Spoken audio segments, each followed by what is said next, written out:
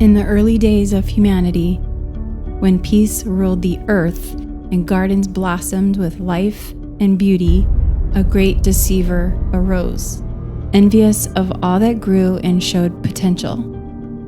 With evil intent and jealousy fueling his veins, the deceiver had only one quest: destruction. His method: to help mankind believe they could be their own gods. This started a battle for power that every human being would fall victim to. A battle that would ultimately lead to the death and destruction of all that is good. Exodus is the story of a king who came to bring freedom and hope in the middle of this battle. A few years ago, I went with some friends to a lake. We rented a boat and spent the day water skiing and tubing. It was fun because it was just a bunch of guys, and we decided to try to kill each other. I mean, that's literally what we were doing. We would go as fast as we could and whip around corners trying to see if we could get each other to fly off the tube. It was a blast. Again, because that's how guys function. We just try to do crazy things that are gonna hurt us. But whatever. We had a good time, but by the end of the day, I was exhausted. I mean, I was gripping onto the tube for dear life. Every time we went around a corner, I would hold on and I would try to keep myself on the tube, even though the centrifugal force and the waves and everything else was trying to flip me over and throw me off. So by the end of it, I could barely move. Well, on top of that, there was a storm coming in. And it was pretty bad, and so these waves were huge. They were coming up to the side of the boat and hitting really hard, but we decided we would throw anchor and try to swim for a while. And so we kept jumping off the front of the boat and swimming and getting back on and jumping off again. And after a while, I was so tired, I could barely get myself back onto the boat. But I decided to do something crazy. While the other two guys sat down and rested, I thought, let me jump off one more time. So I jumped off the front of the boat, went underwater, and when I came back up, a wave crashed over my head, and I had to catch my bearings again. And by the time I turned and looked, the boat was about 20 feet away from me. And the waves were coming over my head, and I was being pulled down. And I realized in this moment, oh my goodness, I'm so tired. I don't know if I can make it back to the boat. It was this really helpless feeling for a moment where I had to figure out, what am I gonna do? Now, it's not cool to say you need help. In fact, as a guy, I thought I'll just swim it out. But the problem was the boat was being pushed by the waves in the wind faster away from me than I could swim towards it. And so even though I swam and I swam and I swam, the boat was getting further and further away. So I sat there in the water wondering, what am I gonna do? In fact, I had this really fearful moment where I realized if something doesn't change soon, I'm in trouble. I'm probably gonna drown. That's a scary feeling. Yet, it speaks to the nature of humanity. Do you know that we don't like to ask for help? We try to think we can do it all on our own. In fact, a national survey that was put out by the American Health Association says that 1 in 3 people don't have any clue where they would go if they needed help. They don't know who they would ask. Why? Because we live in a culture that says, do it for yourself. Figure it out. You're strong enough. You're good enough. You don't need anyone else. Where does that come from? Well, the Hebrew people understood their Bible, as we talked about last week, as a spot that taught them how humanity was formed and how we got to this process of where we live today. In fact, they understood the creation narrative out of their first book in all of their scrolls that we have as a Bible, known as Genesis. Inside this, we hear this amazing story about the very first human beings, Adam and Eve. Now, the Creator God, Elohim, created them with a very specific and unique purpose.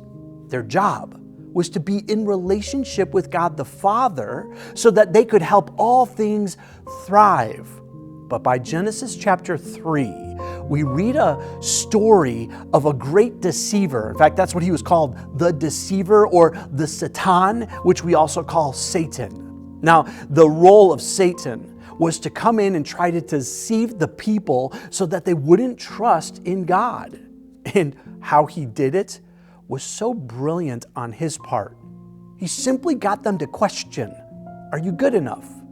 Are you what you need to be? In fact, by the end of the conversation, Adam and Eve are sitting there wondering, are we like God? Can we really be like him if we don't know all the things that he knows and are able to do all the things that he can do? And so they traded in this promise of God to be with them and to help them for the chance to be gods themselves. And that has been the pursuit of humanity ever since. We all want to be good enough on our own. We don't want to have to rely on somebody or need somebody. We can do it ourselves. Now, as you progress through the scriptures that the Hebrew people read, you get to a story where Israel is captive inside of Egypt. See, the Israelites had come there looking for food and water during a time of famine and drought. And Joseph, one of their own, was actually second in command of all of Egypt. And so he set it up so that everybody could thrive. And while they're there, the Pharaoh that was there at the time with Joseph dies. And many years later, it says that the Israelites were so many that Pharaoh looked around and said, if we let them keep being here, they will try to take us over. We must get rid of them. We must enslave them and make them work for us to build our name. See, remember last week what we talked about? The goal of humanity is to make a name for ourselves. And the way to do that is to make sure everyone else is working for us, that we have authority and power over them. So Pharaoh devised this plan to make sure that he would rule over them. Now, the Israelite people, they begin to be so oppressed that they're struggling to survive. And it causes them to actually cry out for help. In this moment, they were humbled enough that they didn't think all they needed was themselves. They knew they needed a savior. Now this is a really amazing story that you've probably heard before because Disney has done it. It's called The Prince of Egypt. It's the story of Moses. Now Moses is this Hebrew child that was born in Egypt in a time where Pharaoh was trying to oppress the Israelites. And in this time, he ordered the murder of all of the young Hebrew boys. But Moses' mother saw him and thought he was special. So she hid him and sent him in a basket down the river where Pharaoh's daughter finds him. And when Pharaoh's daughter found him, she rescued him and kept him and raised him as her own. One day, Moses, in this conflict between who he is and where he's at, realizes he is actually one of the Hebrews. And so when he sees an Egyptian hurting one of the Hebrew people, he gets angry, fights them, and ends up killing the Egyptian. So he runs for his life. Eventually, God gets a hold of him. And I want to read this part of the story to you in the book of Exodus. It's actually the second scroll inside the Torah, or the early writings that these Hebrew people read. So listen to this. This is in Exodus chapter 3, starting in verse 7. The Lord said, I have indeed seen the misery of my people in Egypt. I have heard them crying out because of their slave drivers, and I am concerned about their suffering. So I have come down to rescue them from the hand of the Egyptians and to bring them up out of that land into a good and spacious land, a land flowing with milk and honey, the home of the Canaanites, Hittites, Amorites, Perizzites, Hivites, and Jebusites. And now the cry of Israel has reached my ears, and I have seen the way the Egyptians are oppressing them. So now go. I am sending you to Pharaoh to bring my people, the Israelites, out of Egypt. See, here's the great news. God heard the cries of the Israelites and reaches out to Moses and says, Moses, you're the one I'm going to use. I'm going to send you because I've heard their cries. I've heard them suffering, and I've seen what the Egyptians are doing to them. I want you to go and rescue them. Now, this is good news for us because this is what we learn from this very moment.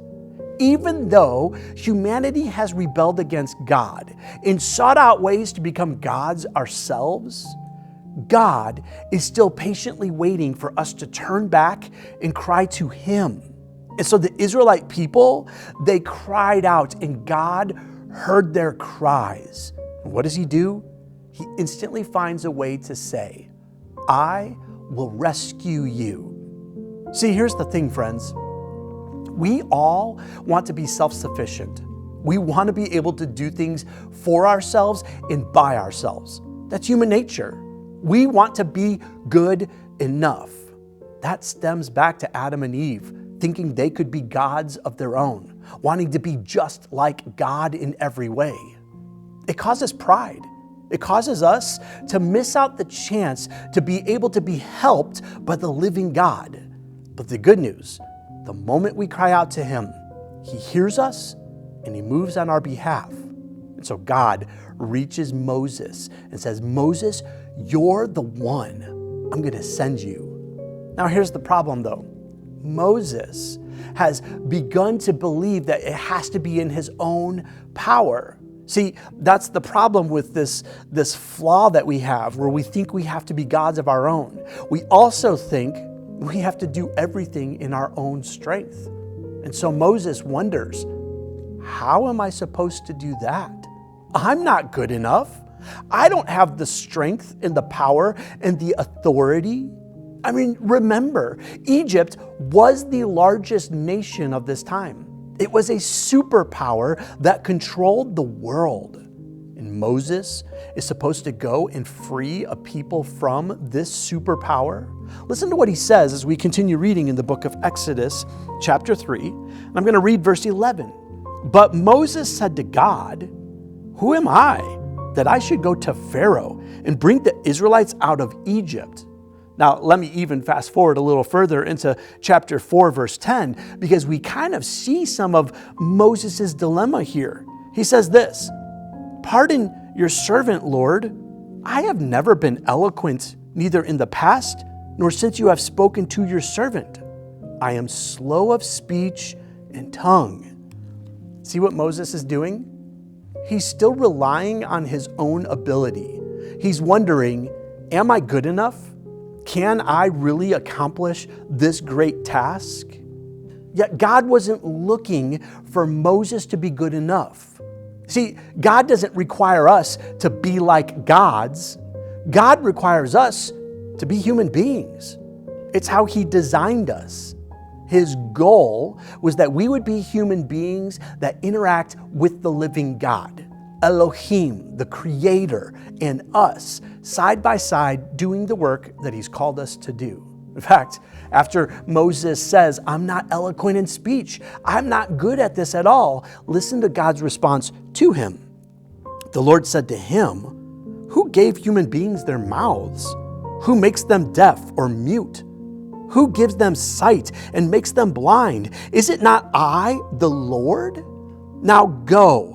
I will help you speak and will teach you what to say.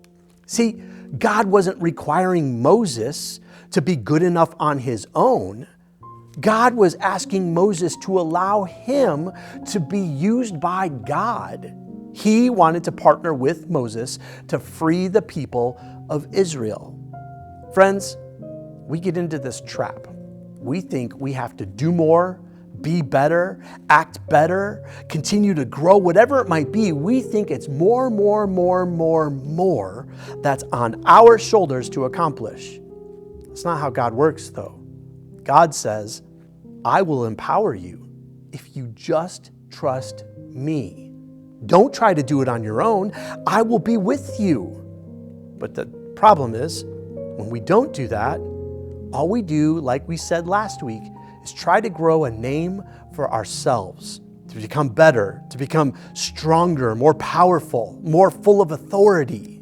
Let me show you what that looks like, because that actually was Pharaoh's mentality. He thought that he would just do it himself. And so Pharaoh ignored what Moses was coming to say. So Moses shows up on the scene. He has his brother Aaron with him to help him speak because God made room for there to be help. And then every time Moses would speak to Pharaoh, listen to what Pharaoh's response would be. See, this is right after the very first plague. You might have heard of the 10 plagues of Egypt before. This is where it's at. God's going to do these miraculous signs in order to show Pharaoh the power of God and to show the Israelites that God's the one who can do it. So the very first one is the plague of blood. Now you read this in Exodus chapter 7. All of the water throughout Egypt turned into blood. Even the water inside their basins and their vessels turned into blood. But listen to this in Exodus chapter 7, verse 22. But the Egyptian magicians did the same things by their secret arts, and Pharaoh's heart became hard. He would not listen to Moses and Aaron, just as the Lord had said. Instead, he turned and went into his palace and did not take even this to heart. He didn't care. He didn't care what Moses was saying. He watched what Moses said, the Lord Almighty Elohim can do, the Creator God, and he did not care. In fact, he saw that his own magicians could even mimic this and try to be like God. And so he just thought to himself, I could do that too. I don't need your God. I can do it on my own.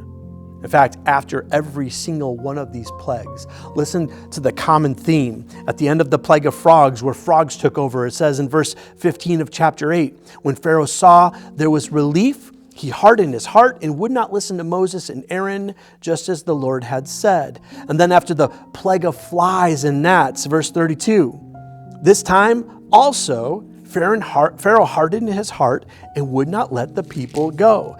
Every single plague you read, Pharaoh hardens his heart and will not let the people go. Eventually, this leads to the destruction of Pharaoh. See, here's the thing. We have a choice to make. We can try to do more, be better, take it on ourselves until we wear ourselves out and crumble, or we could realize we can't do enough without the help of the Creator who made us. And the good news is this, friends. God, the Creator, wants to be in relationship with you. He doesn't want you to go about this world on your own because He knows if you just try to do this by yourself, you will fail. You will not be able to do enough, be enough, come up with enough power and strength and authority. No, you need God at your side in order to survive this life. So where are you at today? What are you willing to do? Are you willing to humbly say, I need someone to save me. I need someone by myself, and that someone is God who sent Jesus to rescue us? Or are you going to keep trying to do this by yourself? If you keep trying to do this by yourself, I guarantee you can't work hard enough without being worn out. You can't say enough without frustrating yourself and your relationships. You can't do enough without being completely anxious and stressed. You will always drive yourself crazy trying to find out how to get better and better and more. You weren't designed to be a God. You were designed to be with God. And if you will submit to Him, if you will say, I need your help, He will rescue you. Just like the Israelites in Egypt, He will immediately move and begin the plan to show you your salvation. Now, please understand, the Israelites weren't immediately released from Egypt. Some of that was God wanted them to see the power of Him working. He wanted them to understand He can do all things and He will do them to rescue them. But I guarantee you this, when you call on Him, He moves and He rescues you. So there I was in the middle of the water of this lake, the waves crashing over me and my friends on this boat that was slowly drifting away. And I had a choice to make. I could feel the fact that if I didn't do something quickly, I would sink and I would drown.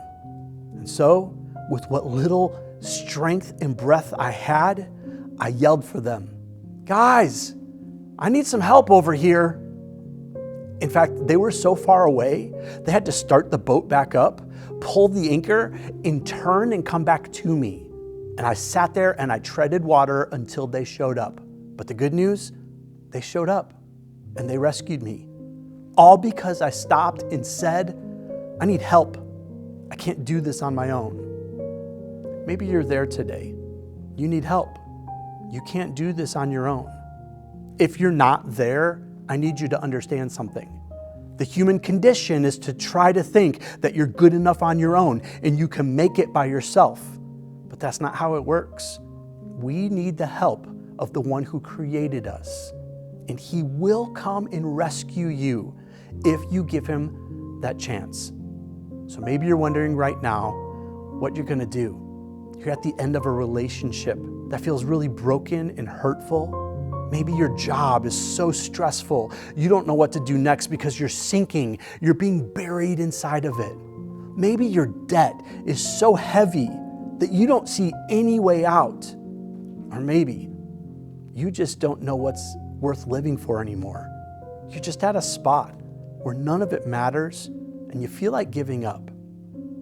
Before you get overwhelmed, before you get to a spot where you feel like you can't turn back, stop, be humble, and admit, I need help. In fact, if you cry out to God, I promise you, he will hear you and he will help you.